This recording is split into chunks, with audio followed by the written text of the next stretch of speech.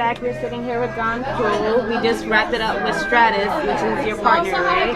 He actually said that you guys met because when you were a customer here, 10 years of friendship, and now you're a partner. So I was actually a customer at his other place. Yeah, that's how we met. I love the cuisine. He founded a restaurant called Philippe. It was one of my favorites for a long time. I just like everything about it, and I said when I had an opportunity to do, an upscale restaurant, this is actually my 14th restaurant total, but when I got a chance to actually be in Manhattan and do an upscale restaurant, I thought this cuisine and doing something a little different than what they did, obviously, would work. So we actually took some of those favorite, dishes from Philippe and married them with, a nice steak selection on the menu, and put the two together, and we came to Wall Street and did something a little different. Hopefully it works. Do you know how to cook yourself?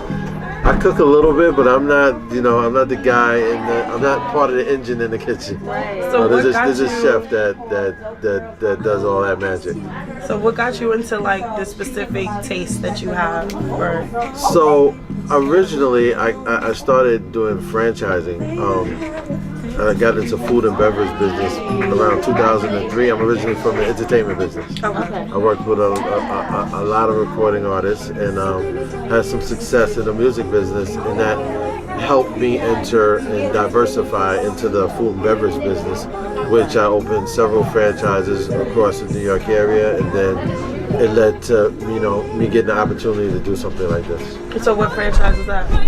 So I started out doing Papa John's Pizza in like 2003. I built 7 of those, and then we sold them. Then I got into Checkers, Checkers Burgers. I opened 2 of those, one in Brooklyn, Flatbush Junction, Notion of Flatbush, another one on Bronx on 149th and 3rd. Then I sold those, and then I got into IHOP. I took on the development rights for IHOP, and I opened 3 IHOPs in Brooklyn over the last 7 years. So did that taste kind of inspire the Chop House, kind of giving it a homey taste? No, my taste meaning from like some of what was on the menu. I know he said it's kind of had like the chopped cheese kind of cheesesteak dumplings. Yeah, and things no, like that was most that creative side mostly came from the chef and from Stratus himself. I'm more on the business side. They're more on the creative side, but we all got together and went through the menu together and finalized it together with some creative items as well as some popular items that have been done before, as well as some we got with Pat LaFreda meats, and we kind of curated our our steak side of the menu, so we did that. So we married a few things together to come up with Brooklyn Chop House, which is really chopsticks and chopsteaks. So we have that was the whole concept. And I'm from Brooklyn, and originally we were trying to do this in Brooklyn, and it didn't work out, so it ended up being in Manhattan. And I'm just Brooklyn to the end, to the all the way.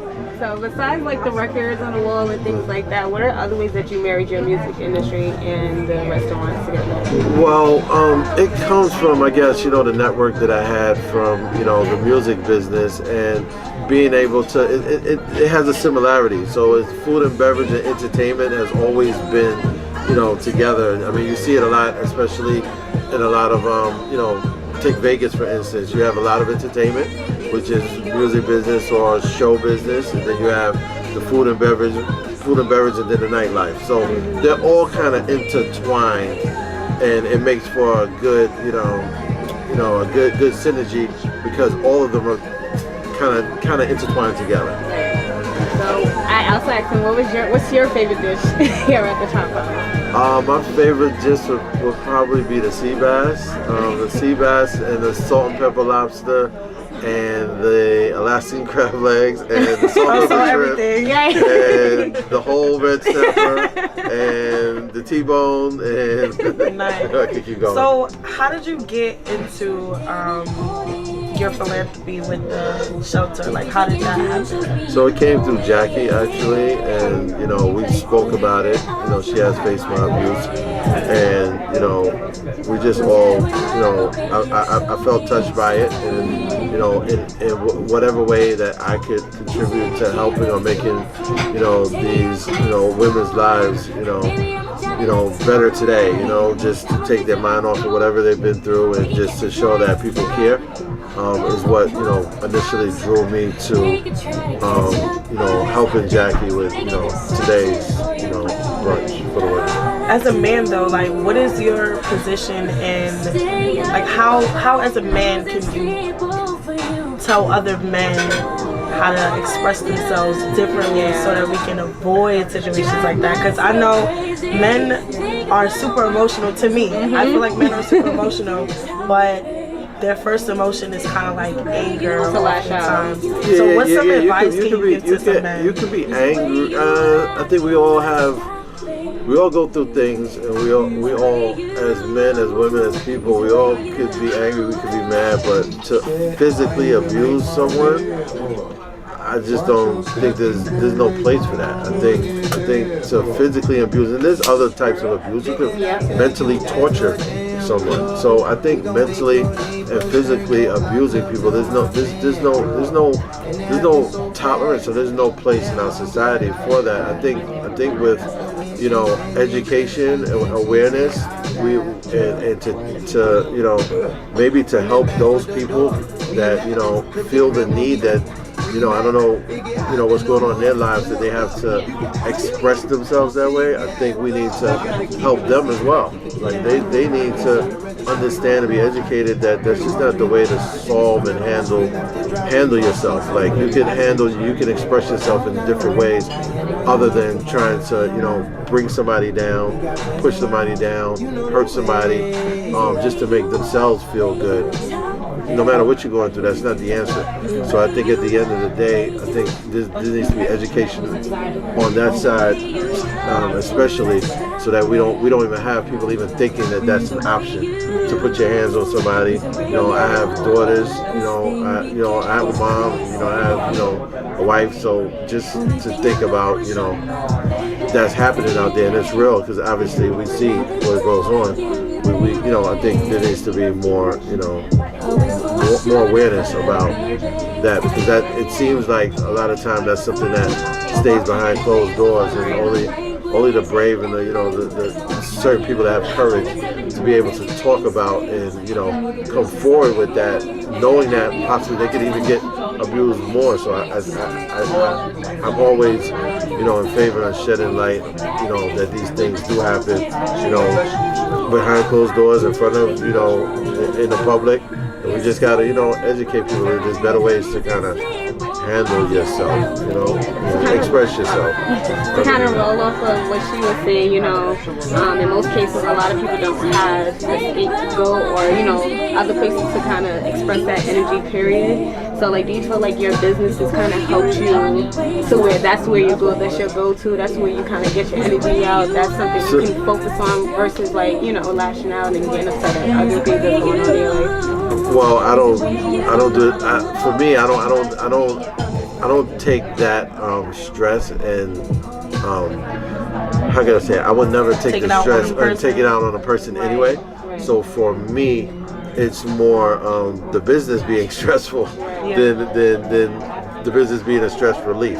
Right. I just I'm spiritual, so I pray for I pray to God that things work out. I have faith that a lot of things work out, but I don't think there's an answer by beating somebody up. Right? I don't think no wrong gets right by doing another wrong. And I feel like everybody kind of focuses on women, and we are here honoring 10 women.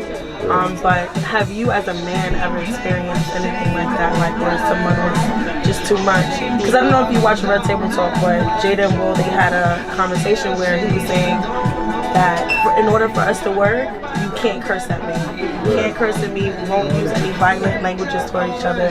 Have you ever had something where you felt like a woman, or when you were younger, a girl was too aggressive? Yeah. I went through that. I mean, and how did you deal with it? My energy doesn't lend itself too much to, you know, any negative, you know, cursing or, you know, that negative energy, or just always being doubtful or don't have faith. So for me, I just move away for it. I just like, you know, that, you know, what's that movie where the thing goes right over? Like I just Matrix. Oh yeah. Go Dodge over there. it. Yeah, I'm left. Like keep that, you take that over there. So that I have experienced people like that, you know, men, women. So I try to stay away as much as I can from that negative, you know, that negative energy. And I try to, you know, tell them, you know, maybe you should look at things on the positive side. I know things aren't, you know, looking the way you want it, but, you know, maybe it'll get better. Like, come on, like, just, you know, we can't all, like, we all not gonna be sitting here and be negative. Like, how we gonna get through it? So I just try to look at the and that's been me, and anybody who knows me, and everybody, you know, that you ever know that knows me is gonna tell you, I'm always looking at the bright side of things. As bad as things may seem, it ain't that bad. We here. I know his partner also expressed having, being into pretty much giving back and things like that. What are other charities maybe, or other things that you guys kind of give back to and things like that? Kids, we do a lot of things with the kids. We're gonna do a few, we're brand new now. So in the summertime, we're gonna, you know, sponsor some kids. We're doing, what's the name of the organization? I'm sorry. We're doing something for the like Children's Foundation with the New York Stock Exchange on Thursday. It's a children's hospital, I believe. It's an annual dinner, so we're sponsoring like gift cards, and we're giving, like, we're donating food to that charity, so things like that. Yeah, okay. So, thank you for sitting with us. We love it. I hope you get a chance to try some of your stuff. Okay.